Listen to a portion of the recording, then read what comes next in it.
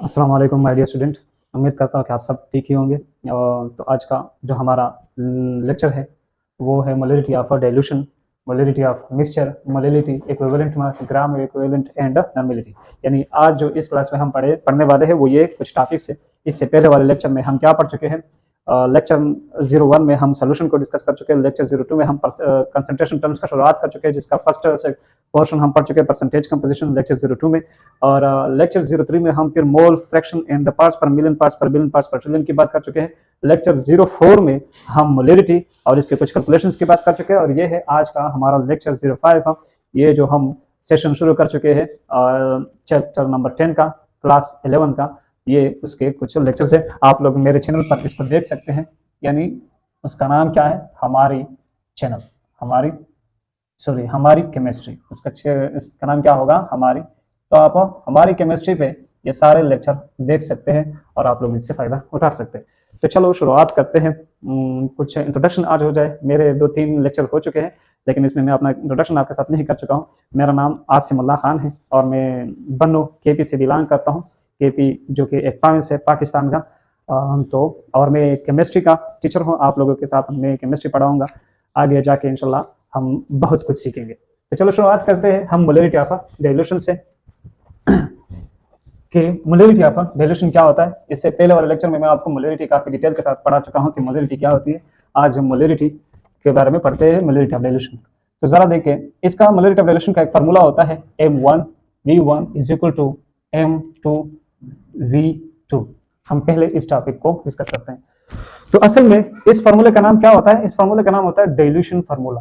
Dilution formula. इसका नाम ये नहीं होता कि मोलैलिटी ऑफ डाइल्यूशन, ये एक फार्मूला जिसका नाम होता है डाइल्यूशन फार्मूला। ये फार्मूला कहाँ से निकला है इसको हम पहले डिस्कस करते हैं। जरा देखें, आपके पास एक बीकर है और इस बीकर में आपने कुछ सोल्यूशन लिया है। किस चीज का? इसमें वाटर है और इस वाटर में आपने सोडियम हाइड्रोक्साइड डाला हुआ है। लेट सपोज आपने 20 ग्राम सोडियम हाइड्रोक्साइड डाला हुआ है। 20 ग्राम सोडियम हाइड्रोक्साइड डाला और इस सोल्यूशन का जो वॉल्यूम है, वॉल्यूम टोटल इसका है 500 cm3 लेट सपोज। अब क्या करते हैं, इस सोल्यूशन की पहले आप क्या मालूम करें? मोलैलिटी मालूम करें।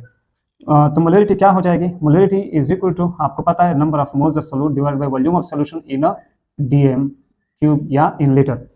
तो number of moles of solute, हमें मोल्स ऑफ सॉल्यूट चाहिए, सोडियम हाइड्रोक्साइड के मोल्स चाहिए। तो सोडियम हाइड्रोक्साइड के मोल्स क्या हो जाएंगे? आपको पता है मोल्स किस तरह निकालते हैं?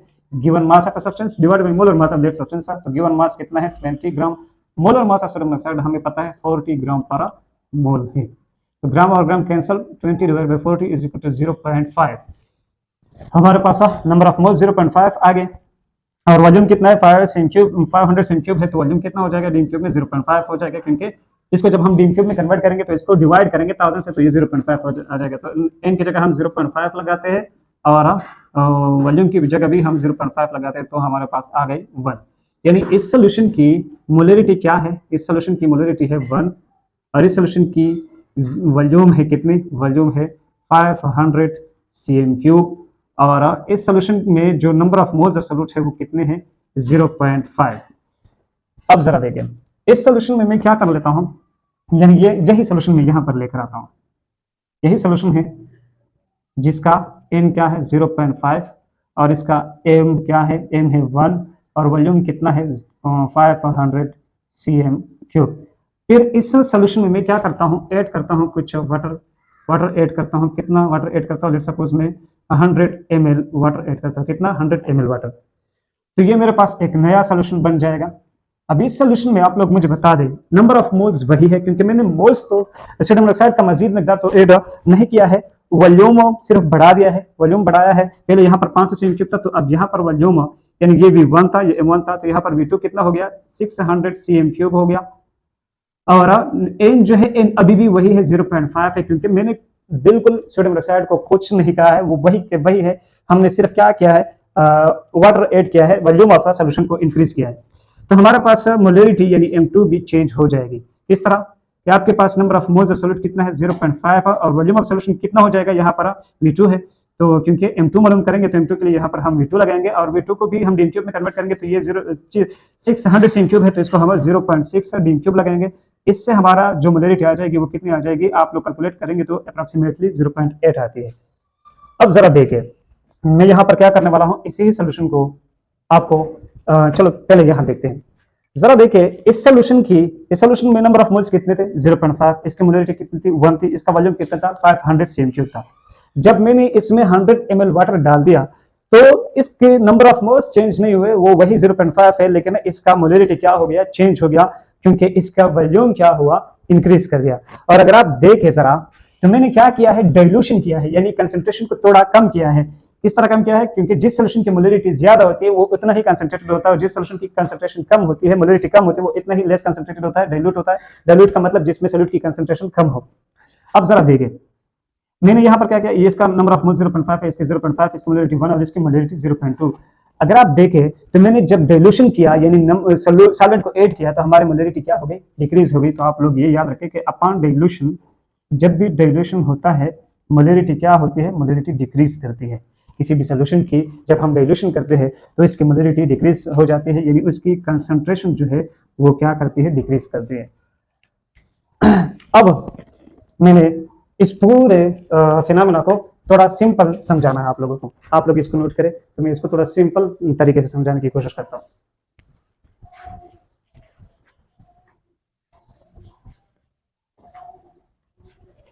हम कोशिश करते हैं कि m1v1 is equal to m2v2 का फार्मूला निकाले। जरा देखिए आपके पास ये एक सॉल्यूशन था जिसकी मोलरिटी थी 1 और इसके वॉल्यूम था 1 और इसके नंबर ऑफ मोल्स थे ni, यानी इनिशियल नंबर ऑफ मोल्स। लेकिन इसमें हमने क्या किया, ऐड किया कुछ वाटर, तो सोल्यूशन क्या हुआ, चेंज हुआ, यानी इसकी वॉल्यूम क्या हो गई, इसकी वॉल्यूम हो गई v2 और इसकी मोलरिटी हो गई m2 और इसकी नंबर ऑफ मोल्स क्या हो गए nf, यानी फाइनल नंबर ऑफ मोल्स। तो अब जरा देखें, अगर आप लोग यहाँ पर देखें तो इनिशियल वॉल्यूम को हम n1 भी कह सकते हैं, क्लियर है, यानी सोल्यूशन नंबर 1 के नंबर ऑफ मोल्स। ये क्या है, फाइनल नंबर ऑफ मोल्स के बराबर है, क्योंकि यहाँ पर अभी आप लोगों ने देखा कि हमारे पास number of moles solute change नहीं हो रहे थे, वो यहाँ पर जितने थे उतने ही यहाँ पर भी थे। तो initial value, initial number of moles is equal to final number of moles, या n1 is equal to n2 या ni is equal to nf, यानी initial number of moles is equal to final number of moles. ये हो गया हमारी बात। अब जरा देखिए आपको पता है मोलरिटी के बारे में कि मोलरिटी बराबर होती है number of moles of solute divide by volume of solution in dm3। तो यहाँ से हम n निकाल सकते हैं कि n is equal to m multiplied by v। इस फॉर्मूले में अरेंज अगर हम करें तो n is equal to m v। अब अगर मैं ni लिखूं यानी n1 लिखो तो वो किसके बराबर हो जाएगा, m1 v1 के। और अगर nf लिखो यानी n2 लिखो तो वो किसके बराबर हो जाएगा, m2 v2 के। अब ये भी आपको पता है कि n1 is equal to nf, sorry ni is equal to nf या n1 is equal to n2। तो यानी अगर आप लोग ये लिखे कि n1 is equal to n2, क्योंकि जब आपने क्या किया, सोल्यूशन में पानी ऐड किया तो नंबर ऑफ मोल्स सॉल्यूट में कोई चेंज नहीं आया, तो n1 is equal to n2 ही रह गया। अब आप क्या करें, इसकी जगह ये वैल्यू पुट करें, n1 की वैल्यू क्या है, m1 v1 और n2 की वैल्यू क्या है, m2 v2। This is the dilution formula, ये वाला। तो हम अक्सर बुक में देखते हैं, लेकिन हमें अभी आज तक ये पता नहीं था कि ये डाइल्यूशन फार्मूला किस तरह आ चुका है। तो ये इसके पीछे ये वाली स्टोरी है, आप लोग ये कंसेप्ट अपने पास रखे, इन बहुत ही इंटरेस्टिंग और इम्पोर्टेंट कंसेप्ट है, आप लोगों को नोट करना चाहिए। अब जरा देखते हैं कि हम मोलरिटी ऑफ डाइल्यूशन किसको कहते हैं। तो वो एक एग्जांपल से हम समझते हैं मोलरिटी ऑफ डाइल्यूशन को। आपके पास एक सोल्यूशन है 0.5 मोलर सोल्यूशन, इसको हम क्वेश्चन लिखते हैं, question number 1, a 0.5 molar solution which is a 300 milliliter, 0.5 molar 300 ml solution is diluted with 100 milliliter of water, find new molarity. ये क्वेश्चन क्या है, ये बता रहा है कि एक सोल्यूशन है आपके पास जिसकी मोलरिटी है m1, इसकी कितनी है 0.5 मोलर, और इसकी वॉल्यूम कितनी है v1, इसकी है 300 मिलीलीटर, इसको आप 0.3 लीटर भी लिख सकते हैं। तो अब आपने क्या करना है, इसने क्या किया है कि इसने डाला हुआ है 100 मिलीलीटर ऑफ वाटर, इसने ऐड किया है, क्या ऐड किया है, 100 मिलीलीटर ऑफ वाटर। तो अब ये एक नया सोल्यूशन बन चुका है, इसका वॉल्यूम कितना बन चुका है, v2 बन चुका है 400 मिलीलीटर, यानी कितना बन चुका है 0.4 लीटर, और M2 जो है वो रिक्वायर्ड है। तो आपके पास फॉर्मूला है कि M1V1 is equal to M2V2। यहाँ इस फॉर्मूले में रिअरेंज करके हम लगा सकते हैं M2 is equal to M1V1 divided by V2। तो M1 कितना है हमारे पास? M1 है हमारे पास 0.5, और V1 कितना है हमारे पास? यहाँ पर 0.3 नहीं लगाते, यहाँ पर 300 ml ही लगाते, क्योंकि ये कोई वो वाली बात नहीं है कि हम वॉल्यूम को डीएम क्यूब में लेंगे, यहाँ पर आप 300 ml में ही लेंगे। तो यहाँ 300 डिवाइडेड बाय हमारा V2 जो है वो कितना है 400 ml। तो ये क्या हो जाएगा, यहाँ से जो मोलरिटी आ जाएगी, आप इसको कैलकुलेट करेंगे तो आपके पास एक वैल्यू आ जाएगी, जिस वैल्यू को मैं अभी x से रिप्रेजेंट करता हूँ। So this is called molarity of dilution. यहाँ पर ये जो M2 है, यहाँ पर इस M2 को हम क्या कहेंगे? Molarity of dilution. ये जो अभी आपने मोलरिटी निकाली, कब? जब आपने एक सोल्यूशन था, उसकी अपनी एक मोलरिटी थी, उसकी अपनी एक वॉल्यूम थी, उसमें आपने कुछ एक्स्ट्रा सॉल्वेंट डाल दिया, यानी इसमें आपने डाइल्यूशन किया, और इसके बाद आपने उस सोल्यूशन की मोलरिटी मालूम की। आफ्टर डाइल्यूशन जो मोलरिटी आपने मालूम की, उस मोलरिटी को हम क्या कहते हैं? Molarity of dilution. उम्मीद करता हूं कि आप लोगों को अच्छी तरह समझ में आ चुका होगा अब मोलरिटी ऑफ डाइल्यूशन। तो आप लोग क्या करें, इसको नोट करें, हम आगे चलते हैं। नेक्स्ट कंसेप्ट हमारा क्या था? मोलरिटी ऑफ डाइल्यूशन के बाद हमारा नेक्स्ट कंसेप्ट क्या था, मैं भूल चुका हूँ, चलो याद करते हैं। पहले इसको मिटा दो, याद आया, मोलरिटी ऑफ मिक्सचर। तो ये याद रखें, मोलरिटी ऑफ डाइल्यूशन का एक फार्मूला, ये M1V1 is equal to M2V2। This is a dilution formula, ये अपने पास नोट करें।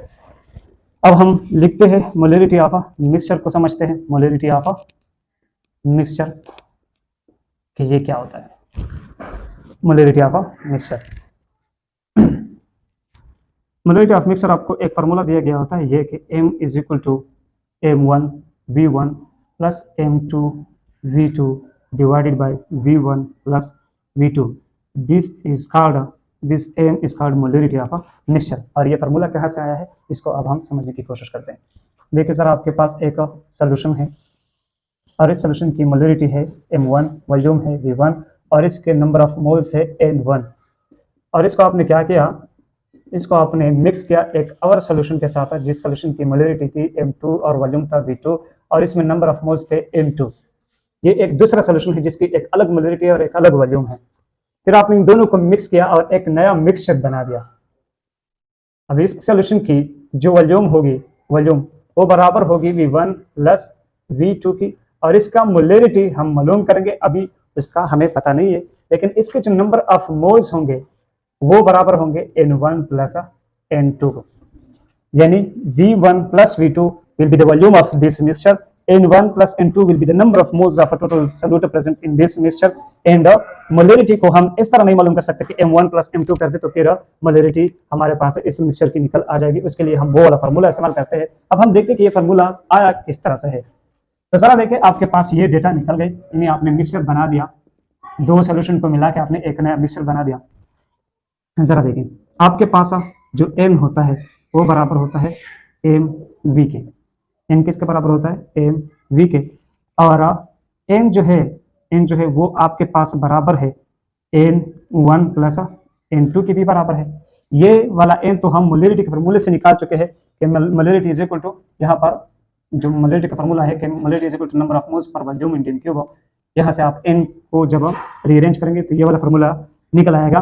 और यह वाला M जो है, ये वाला M, ये तो हमें यहाँ से पता लग गया इसके नंबर ऑफ मोल्स कितने हैं, N है, और ये M बराबर है N1 प्लस N2 के।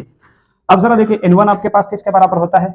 N1 आपके पास बराबर है, N1 किसके बराबर हो जाएगा? M1 V1 के, M1 V1 के। और N2 किसके बराबर हो जाएगा? M2 V2 के। जरा देखिए, इस सोल्यूशन की मोलरिटी है M1 और इसके नंबर ऑफ मोल्स है N1 डिवाइड बाई V1। तो इसको अगर हम रीअरेंज करेंगे तो क्या हो जाएगा? N1 will be equal to M1 V1, यानी ये वाला मोलरिटी का फार्मूला है। और इस मोलरिटी के फार्मूले को अगर हम इसमें अप्लाई करें तो ये M1 is equal to N1 divide by V1 हो जाएगा। तो फिर इस M को इधर हम यानी रीअरेंज करेंगे तो फिर ये क्या हो जाएगा? N1 will be equal to M1 multiplied by V1, और इसके लिए फिर हमारा N2 बराबर हो जाएगा M2 मल्टीप्लाइड बाई V2।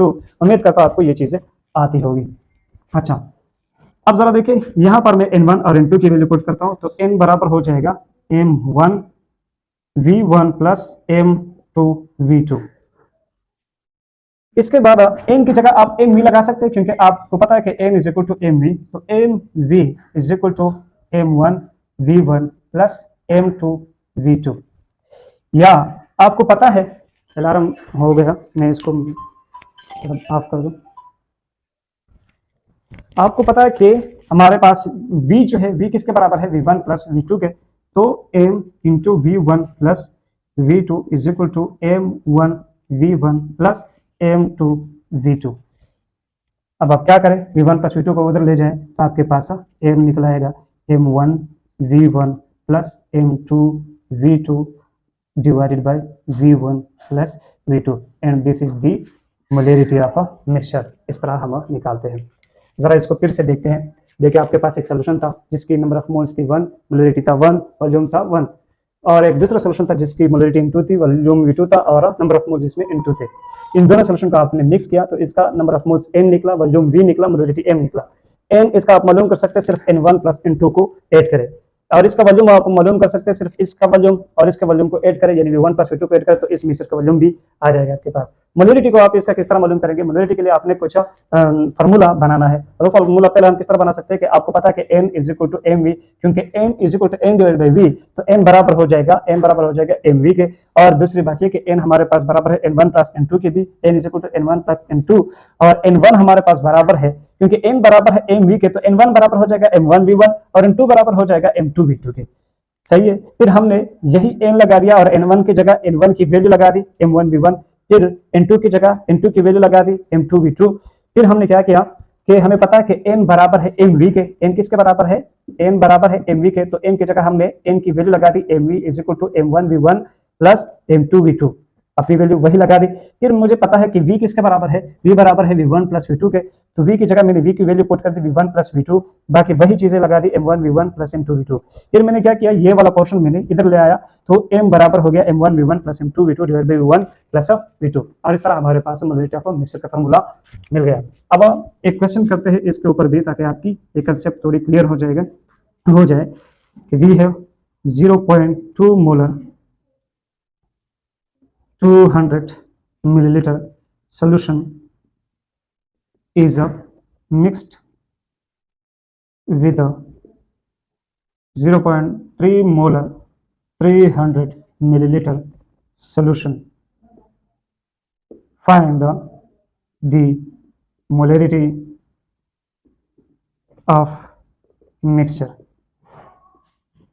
तो पहले डेटा निकालें। डेटा क्या है आपके पास, डेटा यह है कि आपको m1 दिया गया है, m1 कितना है 0.2 मोलर, m2 दी गई है आपको कितनी 0.3 मोलर, v1 दिया गया है, v1 कितना है 200 ml, और v2 दी गई है, v2 कितनी है 300 ml।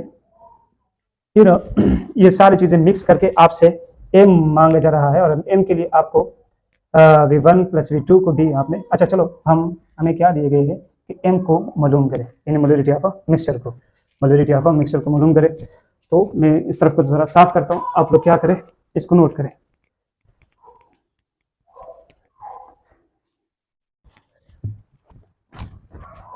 अब जरा देखिए कि आपको पता है कि मोलरिटी का फार्मूला क्या होता है, m1 मोलरिटी ऑफ मिक्सचर का formula m1 v1 plus m2 v2 divide by v1 plus v2।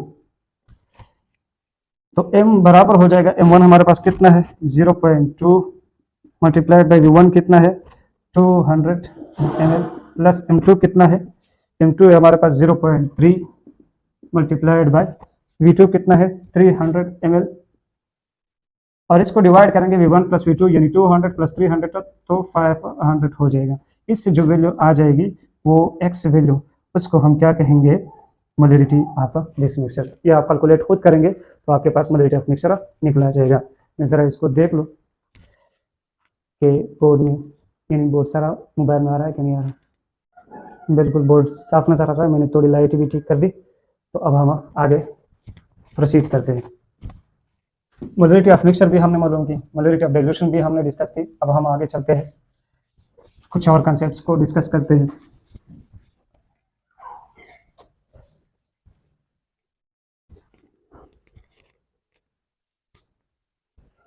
इसके बाद हमारे पास मोलिलिटी।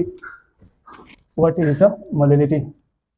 मोलिलिटी, इसको हम स्मॉल एम से रिप्रेजेंट करते हैं। तो मोलिलिटी क्या होती है? Number of moles of solute पर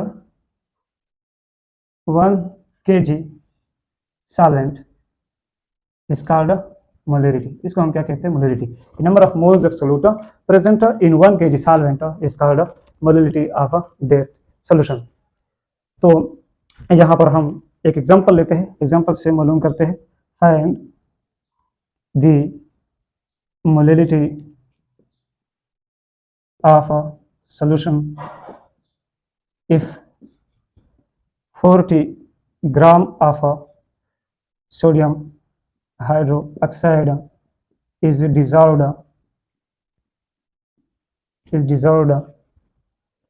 in 500 gram of water. Find the molality of solution if 40 gram of sodium hydroxide is dissolved in 500 gram of water. तो हमें क्या दिया गया है? मास ऑफ सोडियम हाइड्रोक्साइड यानी सॉल्यूट का मास दिया गया है कितना? 40 ग्राम। तो यहाँ से एन हम मालूम कर सकते हैं। एन ऑफ सोडियम हाइड्रोक्साइड कितना हो जाएगा? Given mass of substance, given mass कितना है इसका? 40 ग्राम। और मोलर मास कितना है सोडियम हाइड्रोक्साइड का? वो भी 40 है। तो ग्राम और ग्राम कैंसिल, यानी हमारे पास number of moles of solute कितना आ गया? 1। और मास ऑफ सॉल्वेंट कितना है? 500 ग्राम, यानी इसको अगर हम किलोग्राम में रिप्रेजेंट करें तो ये 0.5 kg है। अब हमारे पास मोलिलिटी क्या हो जाएगी? Molality is equal to number of moles of solute, number of moles of solute divide by mass of solvent in kg। तो number of moles of solute कितना है हमारे पास? 1 divided by mass of solvent in kg कितना है? 0.5। यहाँ से जो वैल्यू आपको आएगी कैलकुलेटर यूज करके, वो वैल्यू में y लिखता हूँ और y आपके पास एक वैल्यू होगी। y क्या है आप लोग कमेंट सेक्शन में मुझे बता दें। ये आपके पास इस सोल्यूशन की मोलिलिटी हो गई। इसके बाद एक और क्वेश्चन भी इस पे हम कर सकते हैं, क्वेश्चन नंबर 2 के if 20 gram of sodium hydroxide is dissolved in 100 gram of solution, find the molality of this solution। इस solution की मोलिलिटी मालूम करें तो पहले हम क्या करते हैं कि number of moles of solute निकालते हैं। Number of moles of sodium hydroxide निकालते हैं, कितना हो जाएगा? 20 ग्राम। गिवन मास इसका 20 है, मोलर मास इसका 40 ग्राम पर मोल है। ग्राम ग्राम कैंसिल, तो ये कितना आ जाएगा? 0.5 मोल आ जाएगा। मास ऑफ सॉल्यूशन दिया गया है, मास ऑफ सॉल्यूशन कितना है? वो है हमारे पास 100 ग्राम। और मास ऑफ सॉल्यूट आपको पता है कितना है? मास ऑफ सॉल्यूट वो है 20 ग्राम। तो मास ऑफ सॉल्वेंट को हम किस तरह निकाल सकते हैं? मास ऑफ सॉल्वेंट बराबर हो जाएगा mass of solution minus mass of solute.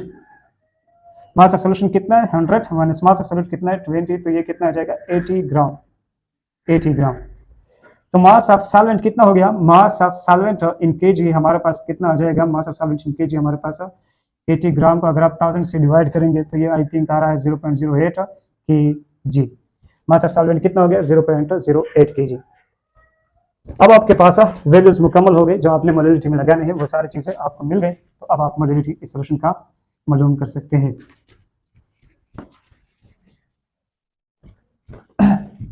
Molality of this solution क्या हो जाएगा? मोलिलिटी बराबर हो जाएगा number of moles of solute कितने हैं? Number of moles of solute 0.5 है। और मास ऑफ सॉल्वेंट कितना है? मास ऑफ सॉल्वेंट है 0.08 kg। तो यहाँ से जो वैल्यू आएगी आप लोग खुद कैलकुलेट करें, क्योंकि मैं जब कैलकुलेटर यूज करता हूँ तो टाइम काफी ज्यादा कंज्यूम होता है। तो आप लोग इसको भी कैलकुलेट करके एक वैल्यू आपके पास आएगी, जिसको मैं अभी x कहता हूँ, और x आपके पास एक कांस्टेंट वैल्यू होगी। मुझे आप लोग वो कमेंट सेक्शन में बता सकते हैं तो बता दें, नहीं तो आप लोग अपने लिए निकाल के अपने नोटबुक में लिख दें कि क्या आ रहा है। So this is the molality of this solution. तो ये था मोलिलिटी का कंसेप्ट। मोलिलिटी क्या होती है? Number of moles of solute divided by 1 kg solvent, यानी number of moles of solute present in 1 kg solvent is called molality of that solution. Molality और molality में डिफरेंस आपको पता होना चाहिए। मोलिलिटी क्या होती है? मोलिलिटी होती है m divided by volume in dm cube, volume in dm cube. लेकिन वॉल्यूम किसका? सोल्यूशन का। वॉल्यूम किसका? सोल्यूशन का। और मोलिलिटी क्या होती है? मोलिलिटी होती है number of moles of solute divided by mass of solvent, solution नहीं सॉल्वेंट, और किसमें? kg में। So this is the difference between molality and molality. एक तो ये है कि ये कैपिटल एम है और ये स्मॉल एम है। दूसरा डिफरेंस ये है कि ये वॉल्यूम है और ये क्या है? मास है। तीसरा डिफरेंस ये है कि ये सोल्यूशन के लिए है और ये सॉल्वेंट के लिए है। क्लियर है? ये तीन डिफरेंस है मोलिलिटी और मोलिलिटी में। इसके बाद हम पढ़ते हैं एक और क्वेश्चन हो जाए मोलिलिटी के लिए, बस काफी है।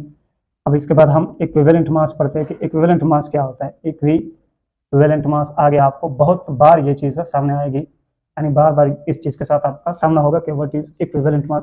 तो इक्विवेलेंट मास को हम EQ मास से रिप्रेजेंट करेंगे। Equivalent mass is equal to molecular mass of a substance, molecular mass या molar mass of a substance divided by x। So this is the equivalent mass. Molecular mass divided by x is called equivalent mass. अब x क्या है? x मालूम हो गया तो हम equivalent mass निकाल सकते हैं। x is different for different substances. Acid के लिए x क्या होता है? फॉर एसिड, एसिड के लिए x जो होता है वो बराबर होता है number of ionisable H plus ions, number of ionisable H plus ions. जैसे कि HCl में आयनाइजेबल हाइड्रोजन कितने हैं? 1 है, तो इसके लिए x बराबर है 1 के। H2SO4 में आयनाइजेबल हाइड्रोजन कितने हैं? 2 है, तो इसके लिए x बराबर है 2 के। इसी तरह H3PO4 में आयनाइजेबल हाइड्रोजन कितने हैं? 3 है, तो इसके लिए x की वैल्यू क्या है? 3 है। इसी तरह CH3COOH के लिए x की वैल्यू क्या हो जाएगी? आप हाइड्रोजन को काउंट ना करें, आयनाइजेबल हाइड्रोजन को काउंट करें। यहाँ पर आपको पता है कि CH3COOH हमें सिर्फ एक ही हाइड्रोजन देता है। CH3COOH हमें कितने हाइड्रोजन देता है? एक ही हाइड्रोजन देता है, CH3CO negative plus H positive. तो इसके लिए x की वैल्यू क्या है? 1 है। बेस के लिए x की वैल्यू क्या हो जाएगी? For base of the number of x बराबर हो जाएगा इसके लिए number of OH negative ions. कौन से? आयोनाइजेबल, जो आयोनाइज हो सकते हैं वो OH आयंस के नंबर। फॉर एग्जांपल आपके पास सोडियम हाइड्रोक्साइड जब आप पानी में ऐड करेंगे तो ये कितने OH देते हैं? एक OH नेगेटिव आयन देता है।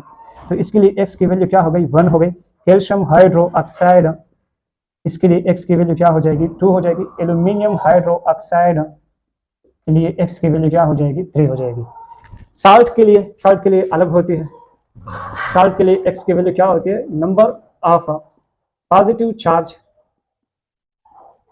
ऑन कैटायन और number of negative charge on anion.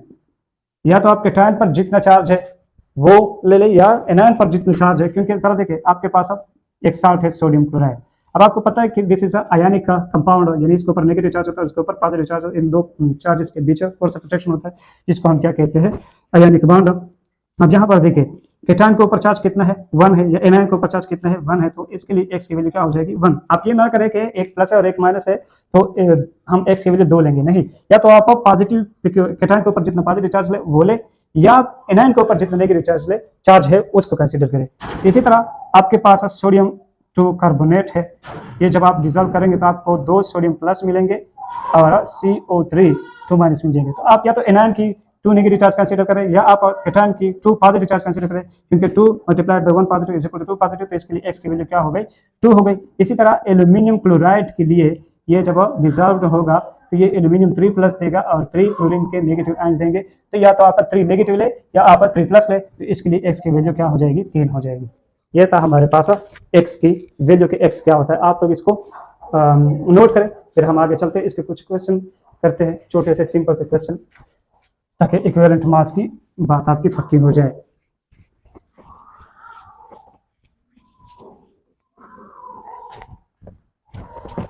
अगर मैं आपसे पूछूं कि find the equivalent mass of HCl, H2SO4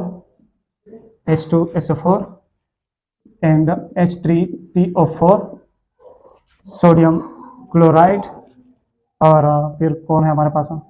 sodium carbonate और इस तरह एल्यूमिनियम ट्राइक्लोराइड। इसके आप लोग क्या करें? इक्विवेलेंट मास निकाले। तो पहले हम HCl का निकालते हैं। HCl का पहले मोलिकुलर मास निकालते हैं।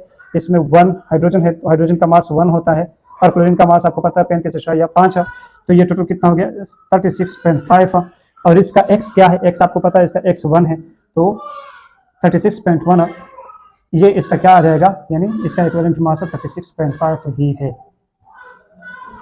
इक्विवेलेंट मास ऑफ H2SO4 क्या हो जाएगा, मॉलिक्यूलर मास ऑफ H2SO4 कितना है आपको पता है 98 है, और इसका x कितना है आपको पता है 2 है, क्योंकि ये 2 हाइड्रोजन दे सकता है, तो ये कितना हो जाएगा 49। This is the equivalent mass of H2SO4। इसी तरह आप H3PO4 का निकाल सकते हैं। H3PO4 का कितना हो जाएगा, H3PO4 का आई थिंक ये हाइड्रोजन के 3 हो गए, फास्फोरस के 31 और ऑक्सीजन 64, इसको ऐड करें तो 4 + 1 5 + 3 8, 4 + 1 5 + 3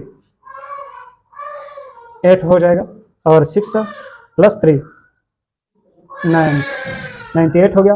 और आपको पता है कि इसके x कितना है 3 है, क्योंकि ये 3 हाइड्रोजन दे सकता है, आयनाइजेबल हाइड्रोजन इसमें 3 है, तो ये जो आपके पास आएगा this will be the equivalent mass of H3PO4।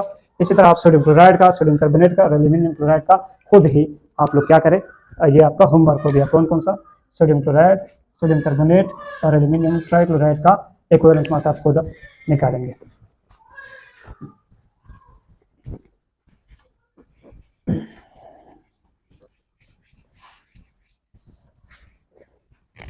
Next topic हमारा है number of gram equivalent.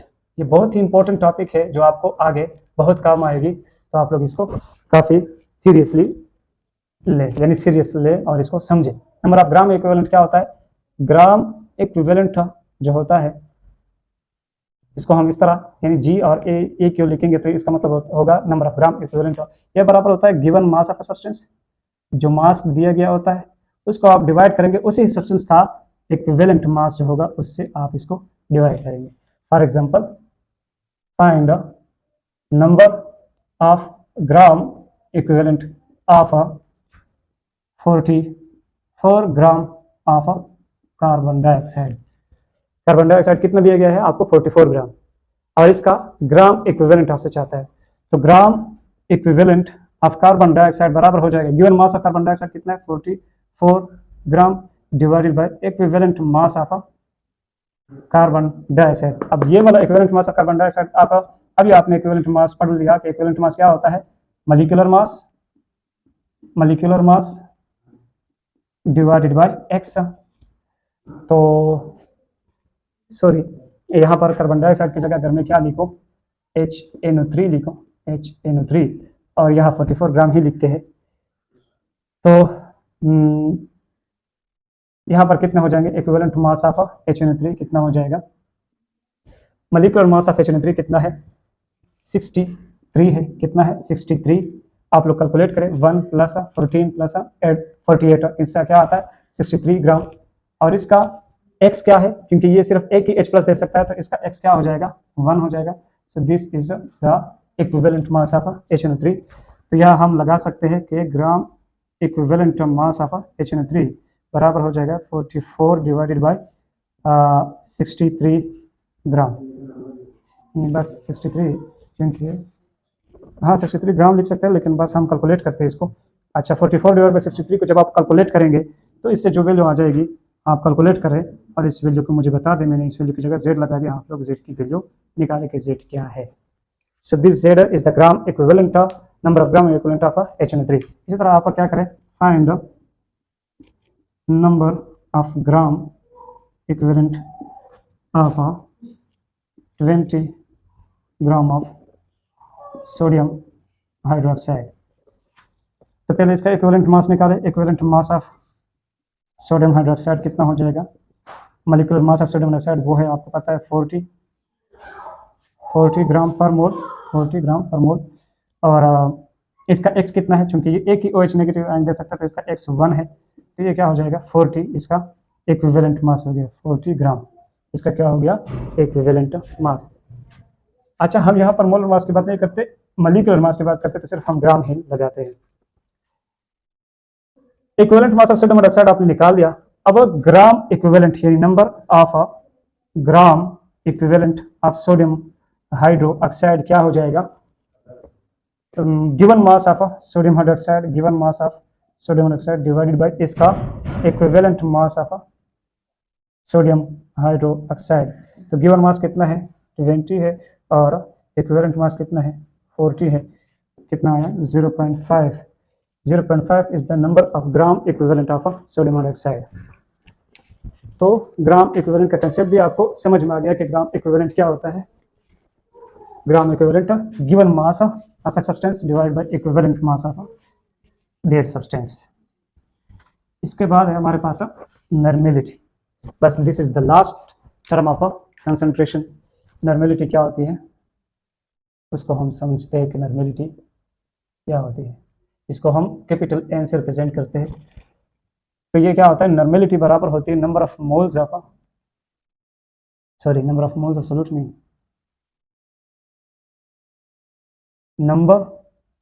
Number of gram equivalent divided by 1 litre solution. 1 litre solution में कितने नंबर ऑफ ग्राम इक्विवेलेंट है वो उस सोल्यूशन की क्या होती है, नॉर्मेलिटी होती है। वो इस सोल्यूशन की क्या होती है, normality. For example find the normality of 98 gram of H2SO4 dissolved in 500 milliliter of a solution. Find the normality of 98 gram of H2SO4 dissolved in 500 milliliter of a solution. तो normality किसके बराबर होती है, ग्राम equivalent divided bye volume of solution in a litre. तो पहले gram equivalent को मालूम करते हैं। ग्राम इक्विवेलेंट बराबर हो जाएगा given mass of substance divided by equivalent mass. तो गिवन मास कितना है 98 और इक्विवेलेंट मास आपको पता है कि H2SO4 का आप निकाल सकते हैं 49 होता है। तो यहाँ से gram equivalent mass of H2SO4 निकला कितना 2 आया। तो यहाँ पर क्या करें, normality of H2SO4 is equal to 2 divide by volume of solution in litre कितना है 500 मिलीलीटर में है, तो ये लीटर में कितना हो जाएगा 0.5। तो 2 divide bye 0.5 is the normality of this solution. यहाँ से कोई वैल्यू आ जाएगी जिसको मैं क्या कह दो, Q कह दो। आप लोग Q की वैल्यू कैलकुलेट करें कि Q क्या है। So this Q is the normality of this solution. तो ये था हमारे पास नॉर्मेलिटी का कंसेप्ट, यानी नॉर्मेलिटी का फार्मूला। इसके बाद आपको कभी कभी लिखा गया होता है कि बाय नॉर्मल सोल्यूशन। तो बाय नॉर्मल सोल्यूशन का मतलब क्या होगा, इसकी नॉर्मेलिटी बराबर होगी 2 के, यानी इसका नॉर्मेलिटी क्या होगा 2n होगा। कभी कभी होगा नॉर्मल, यानी नॉर्मल ऊपर अगर हम लिखे तो थोड़ा तरतीब से हो जाएगा नॉर्मल 1 नॉर्मल सोल्यूशन। तो नॉर्मल सोल्यूशन क्या होता है जिसकी नॉर्मेलिटी बराबर होगी 1 की। सेमी नॉर्मल सोल्यूशन क्या होगी जिसकी नॉर्मेलिटी होगी 1 डिवाइड बाई 2 के।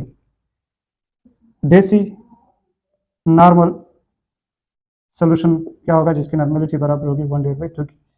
सेंटी नॉर्मल सोल्यूशन क्या होगा जिसकी नॉर्मेलिटी बराबर होगी 1 डिवाइड बाई 100 की। सॉरी, देसी नॉर्मल के लिए हम 1 डिवाइड बाई 10 लगाते हैं। तो ये था नॉर्मेलिटी के बारे में कुछ कंसेप्ट। अब मैं क्या कर रहा हूँ, ये जितने फार्मूले हम लिख चुके हैं इसको थोड़ा रिवाइज करके लिखते हैं ताकि आप लोगों के लिए क्या हो, थोड़ी आसानी हो जाए कि क्या क्या हम पढ़ चुके हैं। पहले हम मोलैरिटी पढ़ चुके हैं। तो मोलैरिटी का फार्मूला होता है number of moles of solute per volume of solution in DMQ। फिर आपके पास एक था डाइल्यूशन का फार्मूला कि M1 V1 is equal to M2 V2। फिर आपके पास फार्मूला था मिक्सर का molarity M1 V1 plus M2 V2 divide by V1 plus V2। और फिर आपके पास आ गई मोलैरिटी का फार्मूला। मोलैरिटी आपके पास बराबर थी number of moles of solute per mass of solvent in kg। ये आपके पास मोलैरिटी का फार्मूला था। फिर आपके पास आ गई इक्विवेलेंट मास का फार्मूला। इक्विवेलेंट मास बराबर होता है molecular mass divided by x के। x क्या होता है वो आपको पता है। फिर आपके पास आ गए ग्राम इक्विवेलेंट, वो बराबर होता है given mass of substance divided by equivalent mass of that substance. This is the formula of number of gram equivalent.